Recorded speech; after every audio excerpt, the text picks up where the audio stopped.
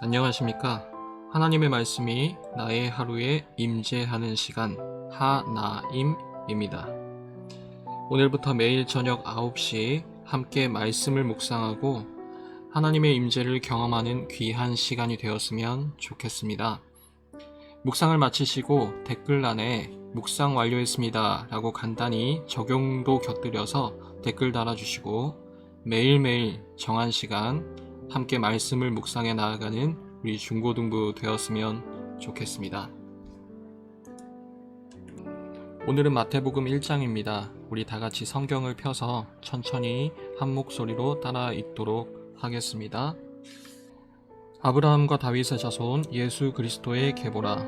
아브라함이 이삭을 낳고 이삭은 야곱을 낳고 야곱은 유다와 그의 형제들을 낳고 유다는 다말에게서 베레스와 세라를 낳고 베레스는 헤스론을 낳고 헤스론은 람을 낳고 람은 아미나답을 낳고 아미나답은 나손을 낳고 나손은 살몬을 낳고 살몬은 라합에게서 보아스를 낳고 보아스는 룻에게서 오벳을 낳고 오벳은 이새를 낳고 이새는 다윗 왕을 낳으니라.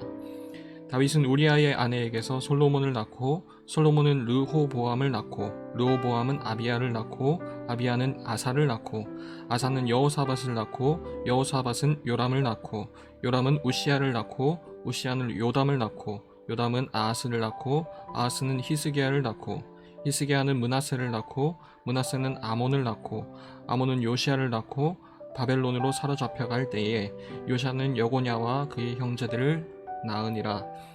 바벨론으로 사로잡혀간 후에 여고냐는 스알디엘을 낳고 스알디엘은 스룹바벨을 낳고 스룹바벨은 아비훗을 낳고 아비훗은 엘리야김을 낳고 엘리야김은 아소르를 낳고 아소르는 사독을 낳고 사독은 아킴을 낳고 아킴은 엘리웃을 낳고 엘리웃은 엘르아사를 낳고 엘르아살은 마탄을 낳고 마탄은 야곱을 낳고 야곱은 마리아의 남편 요셉을 낳았으니 마리아에게서 그리스도라 칭하는 예수가 나시니라. 그런즉 모든 대수가 아브라함부터 다윗까지 14대요 다윗부터 바벨론으로 사로잡혀갈 때까지 14대요 바벨론으로 사로잡혀간 후부터 그리스도까지 14대더라. 예수 그리스도의 나심은 이러하니라. 그의 어머니 마리아가 요셉과 약혼하고 동거하기 전에 성령으로 잉태된 것이 나타났더니 그의 남편 요셉은 의로운 사람이라 그를 드러내지 아니하고 가만히 끊고자 하여 이 일을 생각할 때에 주의 사자가 현몽하여 이르되 다윗의 자손 요셉아 내 아내 마리아 데려오기를 무서워하지 말라. 그에게 잉태된 자는 성령으로 잉태된 것이라. 아들을 낳으리니 이름을 예수라 하라. 이는 그가 자기 백성을 그들의 죄에서 구원할 자이심이라 하니라. 이 모든 일이 된 것은 주께서 선지자로 하신 말씀을 이루려 하심이니 이르시되 보라 처녀가 잉태하여 아들을 낳을 것이요 그의 이름은 임마누엘이라 하리라 하셨으니 이를 번역한즉 하나님이 우리와 함께 계시다 함이라. 요셉이 잠에서 깨어 일어나 주의 사자의 분부대로 행하여 그의 아내를 데려왔으나 아들을 낳기까지 동침하지 아니하더니 낳음에 이름을 예수라 하니라. 오늘 마태복음 1장은 크게 두 부분으로 나뉩니다. 하나는 1절부터 17절까지 예수님의 족보 내용이고 그 다음 18절부터 25절까지 이어지는 요셉의 이야기입니다. 마태복음 1장은 이렇게 시작합니다. 아브라함과 다윗의 자손 예수 그리스도의 계보라. 가장 찬란했던 시기였던 다윗 왕의 때를 강조하는가 하면 또 한편으로는 가장 수치스럽고 비참했던 유다의 마지막 때를 강조하기도 합니다. 마태복음의 기록 대상이었던 유대인들에게 이 족보가 어떻게 들렸을까요? 예전 다윗 왕의 때가 정말 대단했던 만큼 그리고 바벨론 포로부터 지금까지 이어진 그 수백 년 동안의 억눌린 실패의 역사가 너무 비참한 만큼 유대인들에게 있어서는 16절에서 말하듯 이 그리스도라 칭하는 예수님이 대체 누구신가 온 기대와 관심이 쏠릴 수밖에 없었을 것입니다. 그러나 성경은 바로 예수님의 정체를 밝히지 않고 갑자기 요셉이라는 인물의 이야기로 이어지게 됩니다. 요셉은 다윗의 후손이었고 정통 유대인이었습니다. 그는 또한 하나님의 말씀을 어떤 상황에서도 공평하게 또 무조건적으로 순종했던 의로운 사람이었습니다. 그런데 하루는 그에게 위기가 찾아오게 됩니다. 1년간의 정혼 기간을 가진 약혼녀 마리아가 덜컥 임신을 하게 된 것입니다. 성령으로 잉태되었다고 하지만 당사자였던 요셉은 그 사실을 알지 못했죠. 요셉이 정말로 의롭다면 하나님의 말씀대로 마리아를 돌로 쳐서 죽이거나 아니면 공개적으로 법정에서 심판해야만 했습니다. 요셉이 정말 마리아를 사랑했던 사람이라면 어떤 상황에서건 마리아를 지켜내야 했습니다. 요컨대 요셉이 당한 상황은 사랑과 정의의 딜레마였던 것입니다.